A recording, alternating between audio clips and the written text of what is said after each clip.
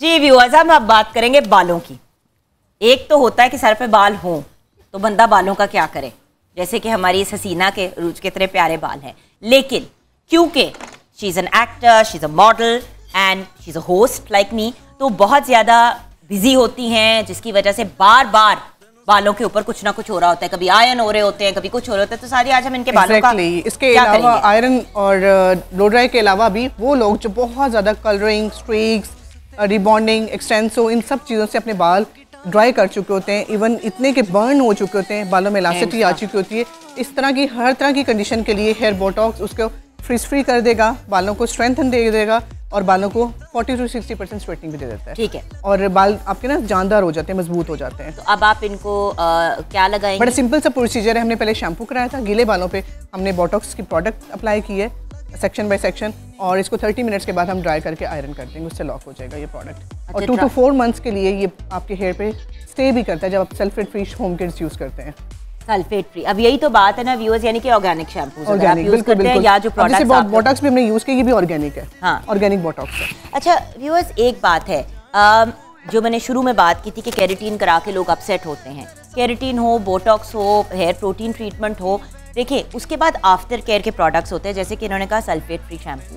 हम लोग जो सल्फेट वाले शैम्पूज यूज़ करते हैं उसी की वजह से अक्सर हमारा सॉरी हाँ तो हमारे बालों का अक्सर डैमेज भी बहुत ज़्यादा हो जाता है। So we have to be very very careful and after care भी बड़ी इंपॉर्टेंट होती है। हिना जी, आप कुछ बताओगे हमें इस प्रोडक्ट और इस पूरी प्रोसेस के बारे में? नहीं चल रहा जान। अच्छा, इसमें यही है कि बोटॉक्स में जितने भी आपकी इलास्टिसिटी आई हुई होती है हेयर के अंदर, उसको ये स्ट्रेंथ दे देता है। स्पेशली जिनके ब्रेकेज हो रही होती है और जो कहते हैं कि हमारी लेंथ इंक्रीज़ नहीं हो रही है, लेंथ बढ़ती ही नहीं है, और नेचुरली तो हमारा हेयर ग्रो कर रहा होता है, लेकिन वो इतना डैमेज हो चुका होता है कि वो नीचे से खुद से टूटना शुरू हो जाता है, जिसकी वजह से आपकी लेंथ इंक्रीज़ नहीं हो रही होती। और इसीलिए हम लोग फिर बोटॉक्स करते हैं कि ये लेंथ एंड्स को स्ट्रेंथ देता है और फिर हमारी लेंथ इंक्रीज़ होना शुरू होती है। I have to tell you कि आपने कितना इंटेलिजेंट जवाब दिया, क्योंकि मैंने अभी यही कहना था। तो लेंथ और एंड पे अगर लगा रहे हैं तो फिर जड़ों से तो नहीं बड़े होंगे, बट उन्होंने बड़ा इंपॉर्टेंट बात की कि जब बाल डैमेज हो जाते हैं तो वो इतने क्रिस्पी टाइप हो जाते हैं कि वो टूटना शुरू हो जाते हैं यहाँ पे, और जब वो टूटेंगे तो ऑब्वियसली उनकी लेंथ भी कम होगी। हिना जी, रॉक स्टार। ओके, आज सादिया तुम्हारे पे फोकस नहीं है हमारा, आज मेरा हिना जी पे फोकस है। और वैसे भी मैंने तो पाँव पे पाँव रख दिया तो मैं बड़ी शर्मिंदा हूँ। ये बात है, मेरी पुरानी आदत है, बच्चों के पाँव पे पाँव रख देती हूँ। अच्छा, अब हमारे साथ वो शख्स है जो अगर हम कहें कि सेलिब्रिटी से भी ज़्यादा सॉट आफ्टर है तो ये बात गलत नहीं होगी। हमारे साथ डॉक्टर मोहम्मद नासिर हैं। Doctor Nasir is a brilliant individual जिन्होंने हेयर रेवोल्यूशन जो है वो पाकिस्तान में शुरू की, लोगों के अंदर ये कॉन्सेप्ट क्रिएट किया कि भाई अगर आपके बाल गिर गए हैं या गिर रहे हैं, चाहे आप मेल हो या फीमेल हो, इवन यंगर लोग, बच्चे जो होते हैं उनके कभी कभी बहुत जल्दी बाल गिरने शुरू हो जाते हैं, तो परेशान होने की बात नहीं है। हेयर ट्रांसप्लांट के थ्रू इस मसले को हल किया जा सकता है। हेयर क्लब इंटरनेशनल के प्रेसिडेंट डॉक्टर मोहम्मद नासिर रशीद है ट्रांसप्लांट सर्जन हमारे साथ है। अस्सलाम वालेकुम डॉक्टर साहब। जी डॉक्टर साहब, आप आए तो आपको पता है मैंने फौरन ही आपसे बात की कि भाई फलां बंदे का भी कराना है। 4-5 और लोग हैं जिनको मैं जानती हूँ। देखिए, हेयर फॉल मर्दों में तो बड़ी कॉमन है जी। थोड़ा सा पूरी पिक्चर हमारे सामने प्रेजेंट करेंगे कि हेयर ट्रांसप्लांट किन किन लोगों के लिए ऑप्शन है, क्योंकि कुछ बच्चे होते हैं जिनके बाल उगते ही नहीं है और आगे जाके लेटर ईयर्स में उनको सर कवर करना पड़ता है या कैप्स पहननी पड़ती है क्योंकि उनके बाल ही कभी नहीं आए। पोस्ट कोविड तो ये बड़े मसाइल आ रहे हैं, तो सबका बता दें कि कौन कौन हेयर ट्रांसप्लांट के लिए कैंडिडेट है। पहले तो हेयर लॉस 3 तरह का होता है। मेल्स का बिल्कुल डिफरेंट हेयर लॉस है जो जेनेटिक है, मेल पैटर्न है, हार्मोनल जीन्स पे डिपेंडेंट है। फीमेल्स का हेयर लॉस बिल्कुल डिफरेंट कैटेगरी है, वो जीन्स पे मोस्टली नहीं है, 95% नहीं है। उसमें डेफिशिएंसीज कॉज होता है, हार्मोनल इम्बैलेंस है, मिनरल्स वाइटामिन्स की डेफिशिएंसी एंड सब स्टैंडर्ड केमिकल प्रोसेसिंग या मतलब उसको अगर आप ओवरडू कर दें। बिल्कुल। और एक होता है बाय बर्थ हेयर लॉस जो अभी आपने बात की कि यंग एज में ही बच्चों के बिल्कुल ही बाल नहीं होते और वो ग्रो भी नहीं करते और वो फॉलिकल्स डेवलप ही नहीं होते, यानी कि रूट्स डेवलप नहीं होती। तो उसमें तो सर्जिकल हेयर ट्रांसप्लांट का बिल्कुल कोई रोल नहीं है। अगर बाय बर्थ ही किसी के बच्चे के बाल नहीं है, उसमें फिर टेक्नोलॉजीज ऐसी आ गई हैं जिसमें प्रोस्थेसिस कहते हैं, hair systems, hair replacement system, जिस तरह कॉन्टैक्ट लेंस है या पूरा आर्टिफिशियल लिम्ब लगा लेते हैं, तो इस तरह की भी टेक्नोलॉजी बहुत इवॉल्व हो गई है। तो वो लेटर एज में जब वो बच्चा बड़ा हो जाए कि वो खुद उसको मेंटेन कर सके, तो 16-17 की एज में जाके प्रोस्थेसिस डेवलप हो सकते हैं। मेल और फीमेल दोनों के लिए हो सकता है, और बहुत नेचुरल लुकिंग प्रोस्थेसिस हैं कि अनटिल अनलेस के कोई बताए ना तो वो डिटेक्ट नहीं होते। तो सोल्यूशन है, लोगों में अवेयरनेस नहीं है, लोग समझते हैं सिर्फ सर्जिकल हेयर ट्रांसप्लांट है। तो नॉन सर्जिकल हेयर ट्रांसप्लांट एक पूरी अलग डोमेन है, बहुत बड़ी। आपने कभी अपना ट्रांसप्लांट करवाया है? मेरे हुआ हुए। मैं पता है क्यों पूछ रही हूँ, क्योंकि अक्सर डॉक्टर्स जो है बोटॉक्स करते हैं, कोलेजन, ये सारी चीजें कराते हैं, लोगों की करते हैं, लेकिन खुद नहीं करते। तो बंदा घबरा जाता है कि एक मिनट, अगर इसने नहीं कराया तो ये हमें क्यों कराना चाह रहे हैं? जो चीज आप अपने लिए नहीं पसंद करते, दूसरे के लिए क्यों पसंद करते हैं? So I'm sorry, it's a very personal question, but I had to ask. We are recently coming up with a awareness for public कि लोगों में एक है कि आपने ये कराया, आपने वो कराया, आपने बाल लगवाए, why to hide it? Why to hide it? अगर आपने मेल्स में तो स्पेशली अगर आपने हेयर ट्रांसप्लांट कराया, you are looking better than before, so why to hide it? Why don't tell it to others? और बात ये है कि देखें, हेयर लॉस तो एक नॉर्मल चीज है व्यूअर्स, ये कोई इतनी अजीब या कोई इसमें अपसेट होने वाली बात नहीं है। और अगर हेयर लॉस हो गया है और आप साहिब हैसियत हैं, आप अफोर्ड कराते हैं, लगा लें बाल जी, अनलेस आपको फर्क नहीं पड़ता, फिर भी कोई इशू नहीं है, फिर आप ना करें। और अब तो इतनी पब्लिक पर्सनालिटीज, पॉलिटिशियंस और वो जो कि मतलब उनके लिए ज्यादा मुश्किल था, उन्होंने शो कर दिया, बताएं ना बताएं, पता तो चल जाता है। और बात ये कि इसमें आई डोंट थिंक इसमें छुपाने की कोई बात है।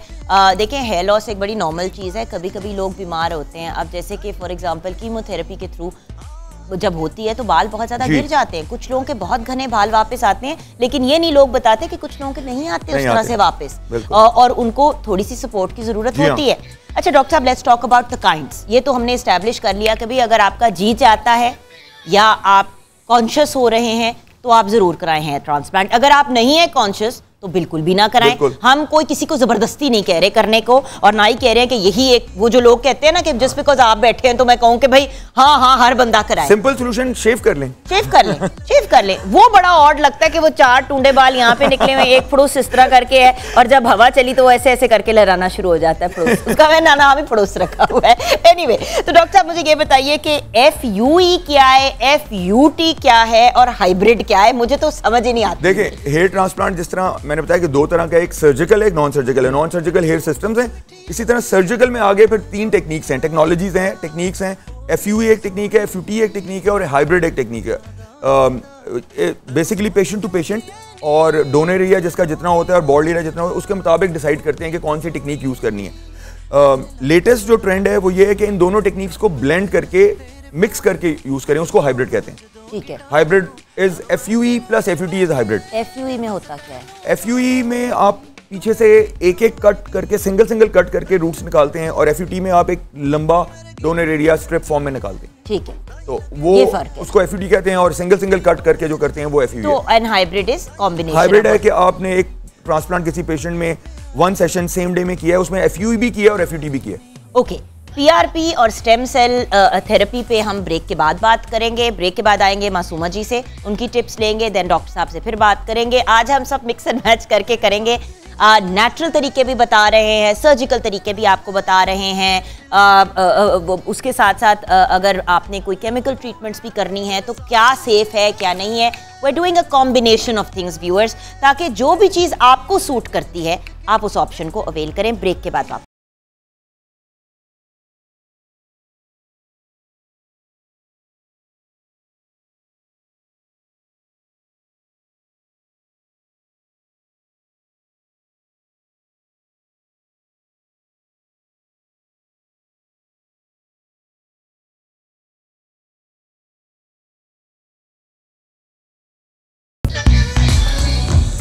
भाई नैयर आपा से ज्यादा प्यारा हमें कौन लग सकता है। हमने कहा इस गाने पे हर बंदे का एक शॉट तो बनना चाहिए, और नैयर आपा ने तो माशाल्लाह अपना वेट भी इतना रिड्यूस किया है हेल्थ रीजंस के लिए। अगेन व्यूअर्स, हम कभी भी मॉर्निंग विद जुगन पे ये नहीं कहते कि अपना वजन कम करें प्यारा लगने के लिए। हम कहते हैं अपने वेट को उस लेवल पे ले आएं जहाँ पे आप एक्टिव हो सकते हैं, हेल्दी हो सकते हैं। मसला पता है क्या है, at the end of the day Nayyar Apa जितनी भी बड़ी बिजनेस वूमन है, सबसे ज़्यादा इनको अपनी फैमिली की टेंशन होती है, और जब फैमिली केयर की बात आती थी तो सिर्फ उधर ही फोकस करती थी। तो हमसे डांटे खा के इन्होंने थोड़ा सा अपना ख्याल रखना भी शुरू किया। अल्लाह ज़िंदगी दे, सेहत है हमारी प्यारी आपा।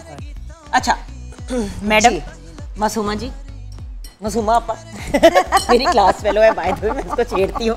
अच्छा बताओ कि हम क्या बनाने जा रहे हैं। देखो अब बनाने पहले आज हम बात करेंगे कॉलरा पे, डायरिया पे, डायसेंट्री पे, ये जिसमें पेट खराब आजकल बहुत ज़्यादा ये वबा फैली हुई है, इससे बचाव क्या है और इसकी ट्रीटमेंट क्या है, इसके ऊपर बात करेंगे। छोटे बच्चों में डायरिया अगर हो जाए तो उसके लिए अंडे की सफ़ेदियाँ लें, उसको अच्छी तरह से फेंट लीजिए। जब वो ऐसे फोमी टेक्सचर में आ जाए तो 2 ऑंस के करीब पानी डाल दीजिए। 5 से 6 मिनट रुकने के बाद उसको छान के फीडर में डाल के नमक और थोड़ा सा चीनी डाल के ये पानी उसको हर 3 से 4 घंटे के बाद 2 ऑंस पिला दें। तो बच्चों का डायरिया किसी किस्म का भी होगा वो रुक जाएगा, ख़ास तौर पे दांत निकलने के ज़माने में। और अगर कोई वायरस उनको बैक्टीरियल इन्फेक्शन बिल्कुल नहीं है। ये जब आप इसको फेंट लोगे उसमें जो पानी डालोगे उस पानी को इस्तेमाल करना है। बार बार कहूँ ये अंडे के सफ़ेदी का पानी बन जाएगा, इसका इस्तेमाल ये आपको डायरेक्ट प्रोटीन प्रोवाइड करेगा। तो बच्चों को स्पेशली जो है वो प्रोटीन लॉस हो रहा होता है, बिल्कुल, और हर 2 से 3 घंटे के बाद 2-2 ऑंस पिलाएं। 1 दिन के अंदर ही डायरिया कंट्रोल होगा, वो डिहाइड्रेशन में नहीं जाएंगे, पानी भी अंदर चला जाएगा और प्रोटीन भी अंदर चली जाएगी। इसी तरह अगर बड़ों में डायरिया या डायसेंट्री इस तरह है तो उनके लिए प्याज का पानी लेंगे आप, ये एक मेडिसिन के तौर पे काम करेगा। अच्छा, दिन में 3 दफ़ा प्याज का पानी 1 छोटा चम्मच और करेले का पानी 1 छोटा चम्मच, ये 1 बड़ा टेबल स्पून सुबह दोपहर शाम, ये लेने से भी फौरी तौर पे मोशंस जो हैं वो रुक जाते हैं। प्याज इटसेल्फ है बहुत मुश्किल, लेकिन जिसको प्याज भी और साथ में करेला भी ये बनते ये रूह मार जाए इसको लेकिन ये इतनी बड़ी रेसिपी है। देखो जो लोग इस वक्त आपको पता है वबाई सूरत इख्तियार कर गया है तो और आजकल करेला बहुत ज़्यादा बाज़ार में है। और मैं हमेशा कहती हूँ कि आपके रीजन, आपके सीज़न की चीज़ें अल्लाह ताला पैदा ही इसलिए करता है कि आने वाली बीमारियों की प्रिवेंशन भी हो सके और उसका क्योर भी उसी में। हम अगर सस्ती तरीन जो मार्केट में चीज़ें मिल रही हैं ना उसके बारे में ही पढ़ना सीजनल शुरू कर दें तो खुद ही घर बैठे आप बहुत सारी चीज़ों को क्योर कर सकते हैं। पानी 1 टीस्पून और 1 टीस्पून करेले का पानी वो आपने दिन में 3 दफ़ा लेना। अभी फिर बात करेंगे कि सारे पानी का इंटेक ज़्यादा रखें, खिचड़ी का इस्तेमाल करें, नरम ग़िज़ा का इस्तेमाल करें। अंडे की सफ़ेदी में 1 चम्मच छिलका इसबगोल का डाल के लेना, ये भी फौरी तौर पे मोशंस को रोकता है। वाटर इनटेक के साथ अपने आप को डिहाइड्रेशन नहीं होने देनी, अपने आप को हाइड्रेटेड रखना ये बहुत ज़रूरी है। अगर पखाने आपके किसी तरह भी नहीं रुक रहे तो फ़ौरन डॉक्टर से रजू करें, देर नहीं करनी चाहिए। लेकिन शुरू में जैसे आपको 1-2 मोशन आए और आपने ये शुरू कर देंगे तो 90% लोगों को और चीज़ किसी की ज़रूरत नहीं पड़ती। फिर क्योंकि डायरिया जब भी होता है तो आपके अंदर पानी की कमी होती है और काफ़ा इनबैलेंस हो जाता है। मैं रोज़ आपको एक सीज़न के बारे में बता रही हूँ। सो आपकी बॉडी जो है वो पानी लूज़ करती है और बेशुमार कर रही होती है। पानी का निकलना मतलब ठंडक का जिस्म में बढ़ जाना। इसके लिए कहवे का इस्तेमाल बहुत ज़रूरी है ताकि वो आपको उसके आफ्टर इफ़ेक्ट्स ना दे। बाद की जो वीकनेस है वो उसको कंट्रोल करेगा। उसमें है कि आप लौंग लोगे 5 अदद, 5 लौंग लेंगे, थोड़ा सा पुदीना 10 से 15 पत्ते ले लीजिए और साथ में थोड़ा सा अनारदाना और 1 अगर जायफल डाल लें तो बहुत अच्छा है। इसको 2 कप पानी में डाल के 1 कर लीजिए। लौंग आपका नेचुरल स्टीरॉयड है, लौंग आपको हरारत पैदा करता है और डाइजेशन अच्छी करने के लिए ये बेहतरीन होगा। उस वक्त आपका मोशन रुकने में ये बेहतरीन, जब होता है ना कि आपको उल्टियाँ आ रही हैं और उल्टी भी नहीं रुक रही, मुंह से भी पानी खारिज कर रहे हो और आप वैसे भी पानी खारिज कर रहे हो, तो ऐसे में आपको लौंग, पुदीना और अनारदाना का पानी फौरी तौर पे आपके मैदे को इरिटेट होने से बचाएगा। अच्छा, मैं बाकी चीज़ें आपसे बाद में पूछूंगी क्योंकि मुझे एकदम से एक जहन में सवाल आया। डॉक्टर साहब आप हमारे साथ सेट पे हैं, I need to ask you this question. अभी हम ब्रेक में भी बात कर रहे थे तो कोविड, देखिए कोविड के बाद बड़े लोगों के बाल गिरे हैं, पोस्ट कोविड हेयर फॉल जिसको बहुत से डर्मेटोलॉजिस्ट और डॉक्टर्स कह रहे हैं। एज अ हेयर एक्सपर्ट, क्योंकि देखिए डर्मेटोलॉजिस्ट सब अपनी जगह है लेकिन जो बालों का एक्सपर्ट है वही हमें बता सकता है पोस्ट कोविड हेयर फॉल कोई चीज है जी और क्या है? 3 ऐसी इन्फेक्शियस डिजीजेज हैं। कोविड तो बिल्कुल लेटेस्ट है, इससे पहले भी 2 बल्कि 3 और थी, मलेरिया, डेंगी एंड टाइफाइड। तीनों में बहुत मैसिव हेयर लॉस होता है, नॉट कि हर एक को होगा but most of the percentage को होता है। और समटाइम्स अगर आपकी एडिशनल कॉजेज हों बॉडी में तो ये एक acute hair loss chronic hair loss में कन्वर्ट हो सकता है और chronic hair loss permanent hair loss में भी कन्वर्ट हो सकता है अगर प्रॉपर्ली इसकी मैनेजमेंट ना करें। जिस तरह आपने देखा होगा टाइफॉइड के बहुत सारे पेशेंट्स जो प्रॉपर्ली मैनेज ना हो रिलैप्स में भी चले जाते हैं, और रिलैप्स टाइफॉइड मुझे 3 दफा टाइफॉइड हुआ था। एक दफा टाइफॉइड हुआ, उसके बाद जो वो होता है वो क्या होता है, वो जो पैराटाइफॉइड हुआ, उसके बाद फिर 1 साल बाद 2-3 साल बाद मुझे फिर टाइफॉइड हुआ। डॉक्टर साहब मेरे बाल आधे हो गए जी, गुच्छों में निकले। उसका रीजन ये होता है कि एक्चुअली ये टेम्परेरी हेयर लॉस होता है। ये सारी टेम्परेरी हेयर लॉस की कैटेगरीज में dengue, malaria, typhoid, Covid, post pregnancy and any stress and any crash dieting, extreme weight loss, ये सारी वो चीजें हैं जो आपका एक्यूट हेयर लॉस टेम्परेरी करती हैं। बट अगर आपकी बॉडी में building blocks for hair regrowth, vitamins, minerals, trace elements, proteins, amino acids की डेफिशिएंसी किसी तरह से भी है, तो ये आपका acute and temporary hair loss chronic and permanent hair loss में कन्वर्ट हो सकता है। ठीक है, तो आपको सबसे पहले ग़िज़ा से मैनेज करना है। बिल्कुल ठीक है। और फीमेल्स में जो सबसे बड़ा प्रॉब्लम एपिडेमिक है इस वक्त, वो ये है कि फेरेटिन 90% फीमेल्स का लो आ रहा है, विटामिन D3 लो आ रहा है, B12 लो आ रहा है, प्रोलैक्टिन हाई आ रहा है। This is a disaster recipe for permanent hair loss. Okay, तो इसको मैनेज कैसे किया जाए? न्यूट्रिशन, बट अगर आपकी एक्सट्रीम वैल्यूज लो हैं, जिस तरह फेरेटिन है which is basically the precursor of iron, तो आपका आयरन नॉर्मल होना is not the right interpretation. आपका ferritin should be 70 to 100 minimum for healthy hair, और उसके लिए आपको डाइट से आयरन पूरा करना बहुत मुश्किल है। अगर आपका आयरन एक दफ़ा 50 से नीचे चला जाए, तो आपको IV आयरन, जिस तरह प्रेगनेंसी में भी ड्रिप्स लगती हैं फीमेल्स को, फेरो इंजेक्ट है, विनोफर है, मोनोफर है, ये आपको IV आयरन लगवाना बहुत जरूरी है। उसके बाद आप maintenance dose diet and some tablet like Sangobion या कोई एक रोज ले लें, उससे आप उसको मेंटेन कर सकते हैं। अच्छा, यहाँ पे हम ब्रेक की तरफ जाएंगे।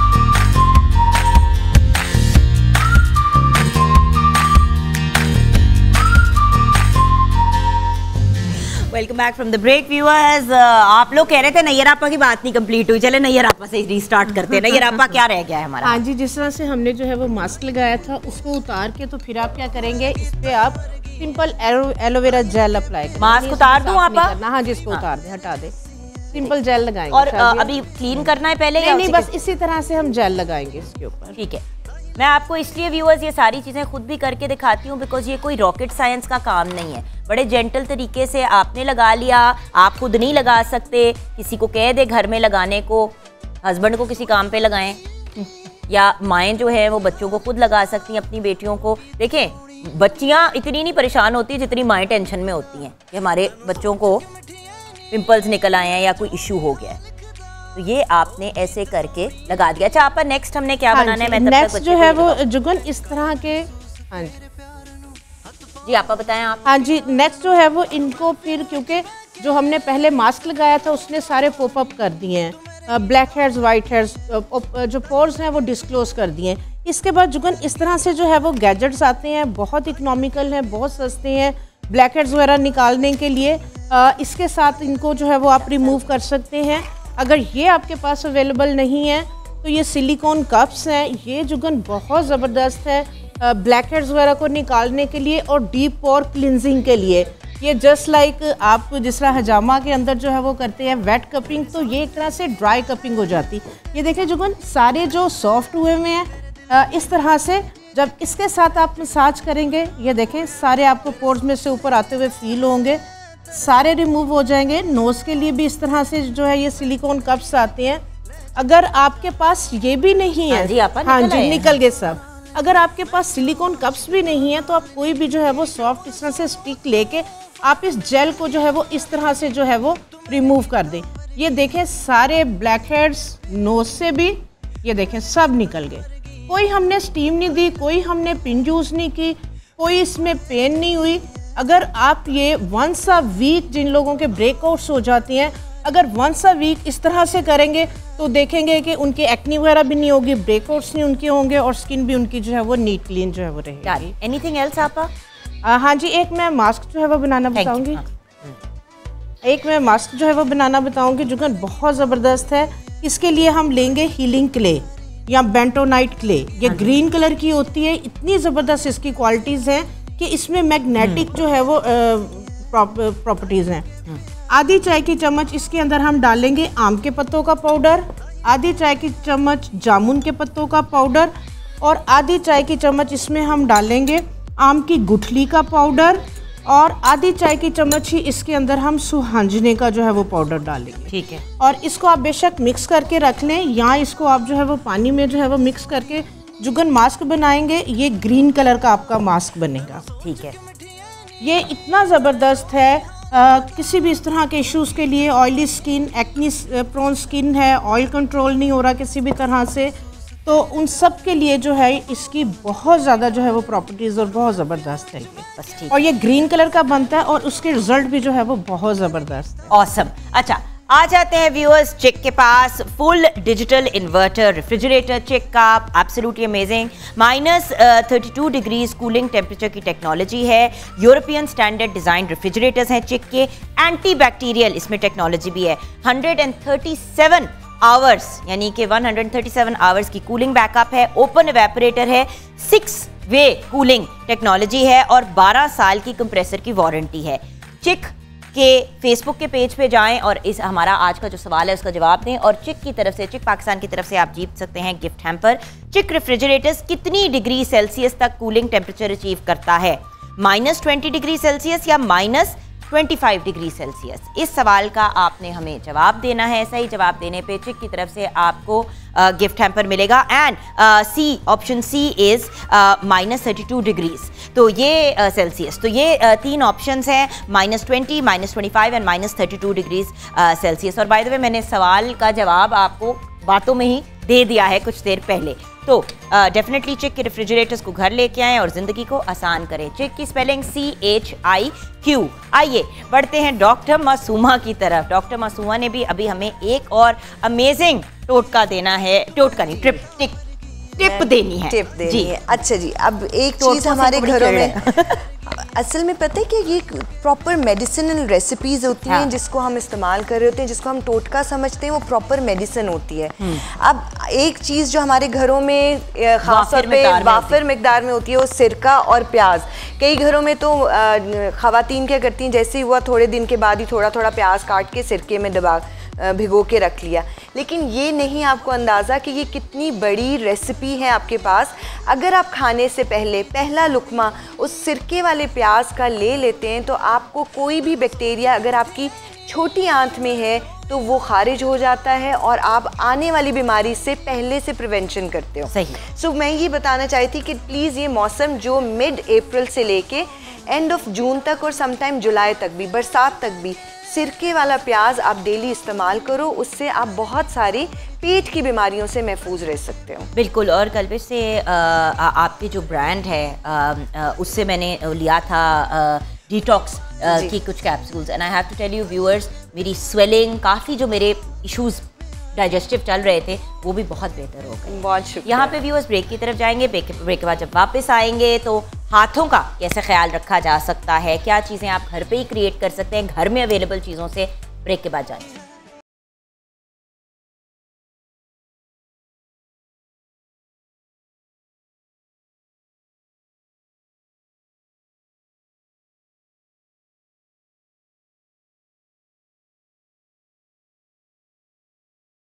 फिरदी गब्बरू भी फिरे कवारा टुरना तेरा काला जादू।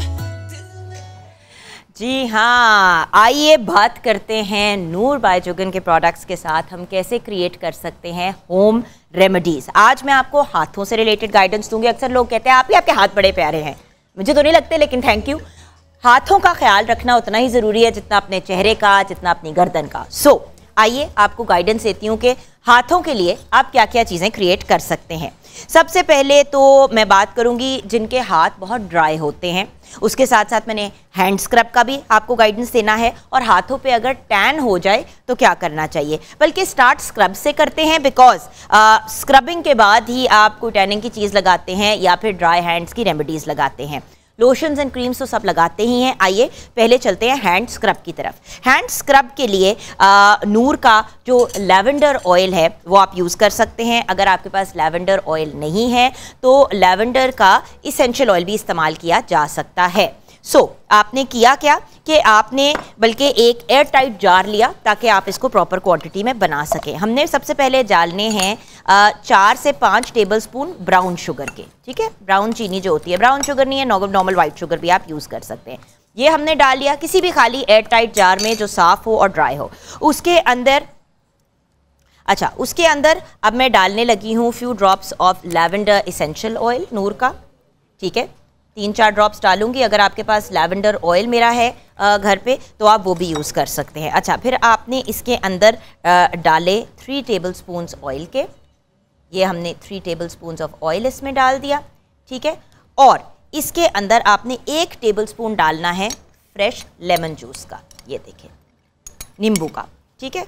लेमन बहुत ही अच्छा होता है, ये स्क्रब का मतलब ये आपकी टैनिंग को भी रिमूव करता है और उसके साथ साथ ये देखें, ये एक बड़ा ही अच्छा सा और वो जो कहते हैं ना कि थोड़ा सा ग्रेन्स वाला आपका स्क्रब तैयार हो गया। ये वो टिपिकल शुगर स्क्रब है जो आप सैलॉन्स में भी देखते हैं। इसको आपने एयर टाइट जार में अपने पास रख लिया और आप इसको बड़े आराम से हफ्ता 2 हफ्ते यूटिलाइज कर सकते हैं। आपने स्क्रब को अपने हाथों पे लगाया, ऐसे जेंटली इसको मसाज किया 1 मिनट के लिए और उसके बाद इसको वार्म पानी से रिंस कर दिया। आपको साबुन कुछ लगाने की ज़रूरत नहीं है क्योंकि स्क्रब में कोई ऐसी चीज़ नहीं है जो पानी से उतरनी जाएगी और जो उसमें ऑयल है वो आपकी स्किन को मॉइस्चराइज भी करेगा। अब उन लोगों की तरफ आते हैं जिनके हाथों पे टैनिंग बहुत ज़्यादा हो जाती है। मुझे पता है ये एक ऐसा इशू है जो लोगों को बहुत इरिटेट करता है। आपने एक कच्चा टमाटर लिया, टमाटर की पेस्ट अक्सर लोग बनाते हैं घर पे खाने के लिए, कुकिंग वगैरह के लिए, बस छिलका इससे रिमूव आपने कर दिया है। आपने बेसिकली एक टमाटर जो है उसको ब्लेंड कर लिया, ये ले हमने अपना पूरा ही टमाटर इसमें हम ऐड कर देते हैं, ठीक है। इसके अंदर फिर आपने 1 या 2 टेबलस्पून फ्रेश दही के डालने हैं, योगर्ट के। दही के क्यों चम्मच डालने हैं? क्योंकि दही के जब आप चम्मच डालते हैं तो उसमें लैक्टिक एसिड है, वो भी टैनिंग को रिमूव करने में हेल्प करता है। ये आपका बन गया एक मिक्स। अच्छा, उसके बाद आपने इसमें few drops of eucalyptus essential oil डालने हैं। यूकलिप्टस इसेंशियल ऑयल के 3 मैंने ड्रॉप्स डाल दिए। इसको आपने अच्छे तरीके से मिक्स कर दिया। अब इसको आपने अपने हाथों पे अच्छे तरीके से लगा लेना है, बल्कि मैं तो कहूँगी आर्म्स पे भी आप लगा सकते हैं। स्पेशली वो लोग जो धूप में बहुत वक्त गुजारते हैं या गाड़ी ड्राइव करने की वजह से या बाहर का काम होता है, यहाँ तक भी आप कर लें क्योंकि अक्सर यहाँ से ऊपर बाजुओं का कलर नॉर्मल होता है। आप अपनी एल्बो से लेके हाथों तक इसको लगा के बस थोड़ी देर के लिए छोड़ दें। 20 मिनट के बाद आपने इसको वॉश ऑफ करना है। आपको एक मार्क्ड डिफरेंस नज़र आएगा। फाइनली, जिनके हाथ बहुत ज़्यादा ड्राई हैं या होते रहते हैं उनके लिए भी एक बड़ी ही सिंपल सी रेमेडी है। अच्छा, इसमें हमें चाहिए अंडे की जर्दी, हमें सफ़ेदी नहीं चाहिए। तो आपने अंडे को ऐसे करके तोड़ लिया और उस अंडे में से आपने सिर्फ जो है वो जर्दी निकाल ली। ये आपकी आ गई योक। वाइट की हमें ज़रूरत नहीं है, ये हमने डाल ली इसके अंदर योक, ठीक है। अंडे की जर्दी के अंदर आपने 1 टेबलस्पून शहद का डालना है। ये मैं चिल्टन का हनी यूज़ कर रही हूँ। हमने 1 टेबलस्पून ऑफ हनी इसमें डाल दी। ये लें जी, ऐसे करके आपने हनी इसमें डाल दी। अच्छा, फिर आपने इसमें 1 टेबलस्पून डालना है एलोवेरा का। ये मैंने नूर की एलोवेरा जेल इसमें डाल दी और इसमें few drops of rose essential oil डाल दिया। आप नूर में भी इसको ढूंढ सकते हैं और वैसे मेरे नूर का अपना भी ऑयल है available in the market, rose oil ही है, तो उसमें आपको एक्स्ट्रा डालने की ज़रूरत नहीं है, ठीक है। और 2 टेबलस्पून आपने इसमें नॉर्मल तेल का डाल दिया। नॉर्मल रेगुलर जो ऑयल है, रोज़ ऑयल वैसे तो मैं नूर का रेकमेंड करती हूँ। अच्छा, आपने ना इसको अच्छे तरीके से फेंट लिया, ठीक है। आप इसको फेंटेंगे तो ये क्रीम फॉर्म में आ जाएगा, ठीक है, ऑलमोस्ट लाइक मेयोनीज़, ठीक है। इसको अच्छे तरीके से आपने फेंटा। जब ये पेस्ट फॉर्म में आ जाता है तो आपने इसको अपने हाथों पे अच्छे तरीके से मसाज करना है। 10 मिनट के लिए अच्छे तरीके से अपने हाथों को मसाज करें और फिर इसको रिंस ऑफ कर लें और आपके हाथ इतने नरम हो जाएंगे आपको समझ नहीं आएगा। बल्कि इसका एक और भी तरीका ये है कि आपने इसको लगाया अपने हाथों पे 10 मिनट पे और पॉलीथीन के जो बैग्स होते हैं, प्लास्टिक के बैग्स, उनको अपने हाथों पे चढ़ा लिया और उसको छोड़ दिया। वो जो मॉइस्चर, वो जो थोड़ी सी ह्यूमिडिटी क्रिएट होगी, उससे आपके हाथ भी नीट एंड क्लीन हो जाएंगे और उसके साथ साथ अब्जॉर्ब भी हो जाएगा आपके खुल भी जाएंगे जो हाथों के पोर्स हैं। देखिए हाथों पे भी उसी तरह पोर्स हैं। सो डेफिनेटली ये तीनों रेमेडीज ट्राई कीजिएगा। हमारा जो हैंड स्क्रब है वो भी बहुत औसम है। उसके अलावा ये जो हमने टैन रिमूव करने की आपको रेमेडी बताई है ये भी बड़ी यूज़फुल है। और ये जो मॉइस्चराइज करने के लिए ये अगर आप किसी हैंड ब्लेंडर से ब्लेंड कर लेंगे ना तो इसकी एक क्रीमी सी पेस्ट बन जाएगी और आपको मिल जाएगा अपने प्रॉब्लम का सोल्यूशन, स्पेशली जिनके बहुत ड्राई हैंड्स होते हैं और जिनके क्यूटिकल्स जो हैं वो डैमेज हो जाते हैं। www.noorbyjugan.com पे जाके आप ऑर्डर कर सकते हैं प्रोडक्ट्स और 0333 पे आप कॉल कर सकते हैं। नंबर्स भी स्क्रीन पे चल रहे हैं और आपसे ज़रूर रिक्वेस्ट करना चाहूँगी कि एक दफ़ा ट्राई ज़रूर कीजिएगा ये चीज़ें। एंड नूर के प्रोडक्ट्स ऑर्गेनिक, नेचुरल, हर्बल। सो आप ये नंबर भी स्क्रीन पे हमारा चल रहा है 0109 एंड www.noorbyjugan.com और इन्हीं नंबर्स पे कांटेक्ट करके अगर आप डिस्ट्रीब्यूशन चाहते हैं मेरे प्रोडक्ट्स की तो आप वो भी ले सकते हैं। छोटी सी ब्रेक के बाद वापस आएंगे। अभी हेयर लॉस पे भी बात करनी है और डॉक्टर फैसल से भी डिस्कशन करनी है कि वो क्या बनाने जा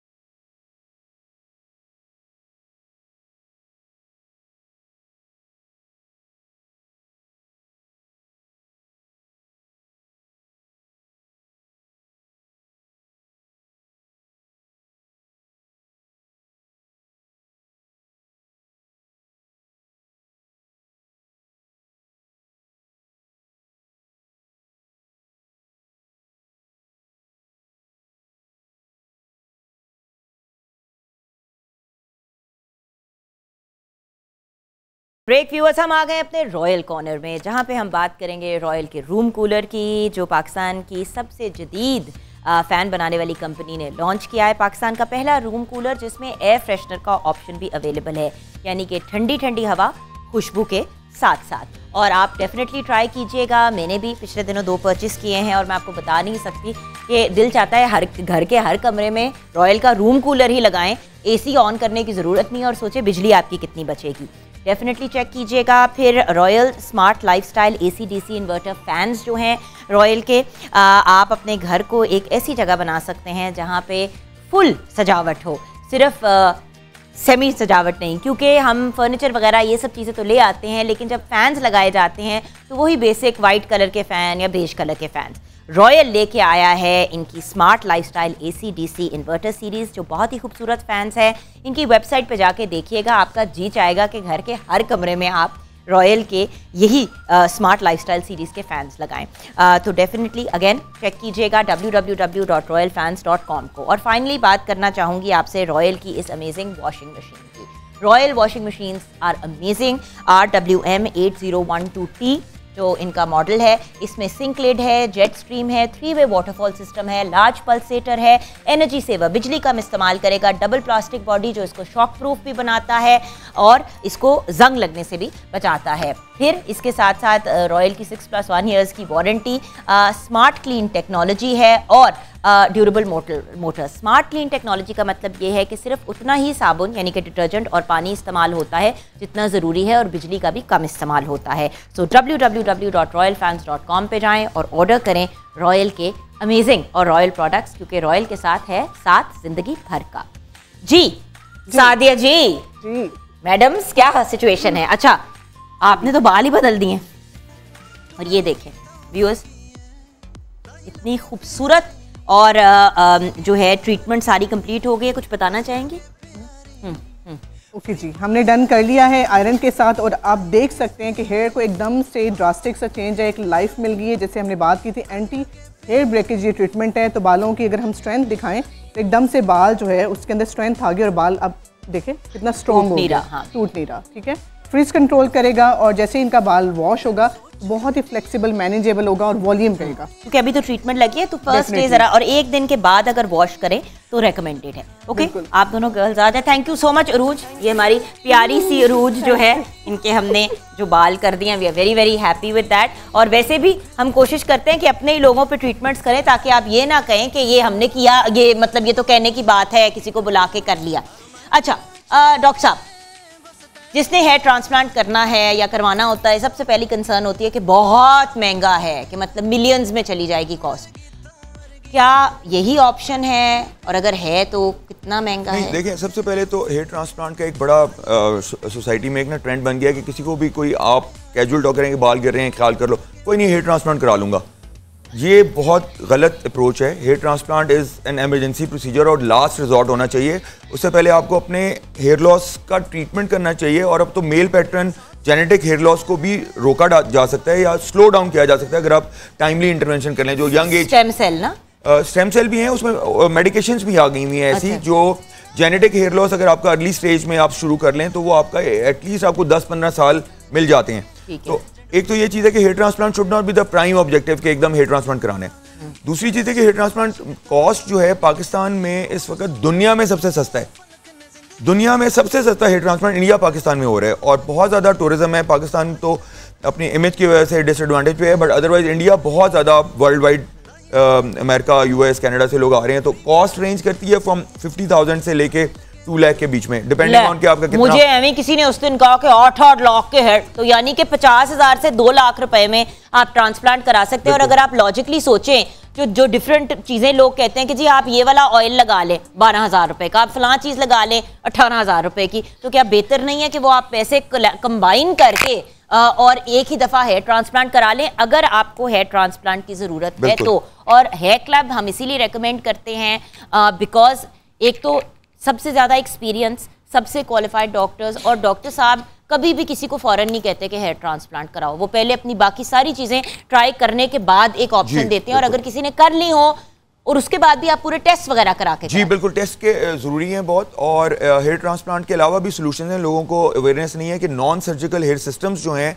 बहुत सारे लोग जो हैं ट्रांसप्लांट के लिए सूटेबल कैंडिडेट्स नहीं हैं, और बहुत सारे फेलियर्स हेयर ट्रांसप्लांट में इसलिए होते हैं कि वो इन फर्स्ट प्लेस उनके लिए सर्जिकल हेयर ट्रांसप्लांट इंडिकेटेड नहीं होता, लेकिन वो करवा लेते हैं। कौन नया कराए? बहुत सारे लोग हैं, जिस तरह से अगर आप पब्लिक में देखें कि हेयर ट्रांसप्लांट के रिजल्ट्स नहीं आए उनके या अच्छे नहीं आए, तो उसमें नॉन सर्जिकल हेयर सिस्टम बहुत अच्छा सोल्यूशन है। जिस तरह बिकॉज मैं नाम ले सकता हूँ और वो हमारे इस तरह के परमिशंस हैं, बहुत सारे सेलिब्रिटीज़ हैं जिन्होंने non surgical hair transplant hair system कराया हुआ है। फैसल कुरैशी हैं, Zahid Ahmed is one of them. तो ये एक बिल्कुल डिफरेंट टेक्नोलॉजी है, लोगों में इसकी अवेयरनेस नहीं है कि अगर आपका डोनर एरिया अच्छा नहीं है, आपका बॉल्ड एरिया बहुत बड़ा है और ट्रांसप्लांट से आपको सिंपली वो जिसे कहते हैं टामे टामे बाल मिलने हैं, तो फायदा नहीं है उसको करने का। तो because transplant is not a life saving thing. अगर आपकी लुक इंप्रूव नहीं हो रही और ट्रांसप्लांट कराने के बाद दो ट्रांसप्लांट लोग करा लेते हैं, लेकिन बाल गिने चुने बाल आते हैं, तो कॉस्मेटिक इंपैक्ट नहीं है। तो इससे बेहतर है कि आप नॉन सर्जिकल हेयर सिस्टम्स में जाएं। अच्छा डॉक्टर साहब, PRP वगैरह जल्दी से बता दें, और क्या ऑप्शंस हैं अगर थोड़ी सी सिर्फ? जी, हेयर लॉस बेसिकली सबसे पहले डायग्नोसिस, ब्लड टेस्ट, आपकी डेफिशिएंसीज करेक्शन, और उसके बाद उनकी recovery after correction of deficiencies. फिर आपका PRP नंबर 1, फिर स्टेम सेल्स नैनोफैट ट्रांसफर के थ्रू आप जो करते हैं स्टेम सेल्स निकाल के SVF, वो सेकंड स्टेप में है। फिर उसके अलावा भी A सेल थेरेपी, एक्सोसोम्स, ये बहुत सारी थेरेपीज हैं जो स्टेट ऑफ द आर्ट में आती हैं। बट सबसे बेसिक्स डायग्नोसिस, इन्वेस्टिगेशंस, अपने ferritin level, D3 level, B12 level, hormonal level, free testosterone, prolactin, thyroid stimulating hormone, ये सब कुछ इन ऑर्डर होना चाहिए। Then you go to PRP and supplementation, PRP with supplementation. बहुत सारे एक ट्रेंड चला हुआ है कि आप PRP करे जा रहे हैं, कराए जा रहे हैं, और फेरेटिन तक चेक नहीं होता, D3 तक चेक नहीं होता, थायराइड चेक नहीं होता, सब क्लिनिकल थायराइड डिसऑर्डर है। तो ये डॉक्टर्स का भी बहुत बड़ा एक लैप्स है कि वो without diagnosing the cause of hair loss just PRP के 10 सेशन कर देते हैं। सो मेरी रिक्वेस्ट है आप सबसे कि अगर आपने कराना है तो हेयर क्लब जाएं, उनसे राब्ता करें, पूरी डायग्नोसिस और उसके बाद आपकी मुशावरत से एक डिसीजन ली जाती है। डॉक्टर साहब थैंक यू सो मच आज हमें ज्वाइन करने का। सादिया, एंड में कुछ कहना चाहेंगे हमारे व्यूअर्स को आप? बिल्कुल, मैं यही कहना चाहूँगी कि अपने हेयर की बहुत ज़्यादा केयर कीजिए, और होम केयर डेफिनेटली बहुत ज़्यादा मैटर करती है। जो भी ट्रीटमेंट कराएं उसकी आफ्टर केयर यूज़ कीजिए, अपने हेयर को सेफ कीजिए। आपकी पर्सनैलिटी का बहुत ही इंपॉर्टेंट पार्ट है आपका हेयर। आपने जो बात आज मासूमा जी की, आपका जो टॉपिक था उससे रिलेटेड एंड में क्या कहेंगे हमारे? जी बिल्कुल, जैसे एहतियात के देखें, हमेशा इलाज से बेहतर एहतियात है। तो अगर आप एहतियाती तदाबीर इख्तियार करते हैं तो आप डायरिया जैसी वबा से बच सकते हैं।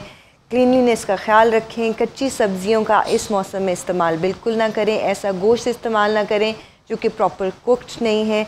पानी का इस्तेमाल ज़्यादा रखें। जी जी नहीं। हाँ जी, एक्नी के लिए जो है वो काइंडली सैलून्स पे ना जाएं, और सैलून्स को कहूँगी कि काइंडली एक्नी के ऊपर फेशियल्स वगैरह मत। और ये खुद एक सैलून ओनर हैं जो मना कर रही हैं, तो आप खुद देख लें कि देखें इसकी ट्रीटमेंट जो है डर्मेटोलॉजिस्ट से करवाएं या फिर वो होम रेमेडीज करें जो स्किन के लिए डैमेज है। बिल्कुल, हेयर केयर। जी, मेरी तो सिर्फ एक रिक्वेस्ट है कि जैसे अब डॉक्टर साहब आए हुए हैं, हम बैठे हुए हैं, या कहीं से जो आपके करीब तरीन कंसल्टेंट है आपके प्रॉब्लम से मुताल्लिक, उससे एक दफ़ा कंसल्ट करके अपनी ट्रीटमेंट करवाइए। जब तक, जैसे डॉक्टर साहब ने कहा, जब तक आपका अच्छा डायग्नोसिस नहीं होगा आपका अच्छा ट्रीटमेंट हो ही नहीं सकता। बिल्कुल। तो बेस्ट तरीका यही है कि जो क्वालिफाइड लोग हैं उनके पास जाएं और उनसे ही ट्रीटमेंट करें। व्यूअर्स, वही वाली बात है ना, right person for the right job. मैं तो ऐसे सैलून्स को भी जानती हूँ जिन्होंने हेयर ट्रांसप्लांट शुरू कर दिया है। देखें, ये एक सर्जिकल प्रोसीजर है। आप अगर हेयर क्लब जाएँ तो आप देखेंगे प्रॉपर उधर सर्जिकल मतलब स्पेसेस हैं जहाँ पे ये सर्जरी की जाती है, और उसमें प्रॉपर आपको लोकल एनेस्थीसिया लगता है, ये सारी चीज़ें होती हैं। सो ये सैलून्स और पार्लर्स की चीज़ नहीं है। कोई कह रहा है कि जी मैं आपको 30,000 रुपये में कर दूंगा, मैं हाथ जोड़ रही हूँ। प्लीज़, इस जिस्म में हमने अपनी सारी ज़िंदगी गुजारनी है, इसका ख्याल रखें, जिसमें बाल भी इंक्लूडेड हैं। और केयर के बाद भी अगर कोई इशू होता है तो मुस्तनद डॉक्टर से रुजू करें या प्रॉपर हर्बलिस्ट से रुजू करें।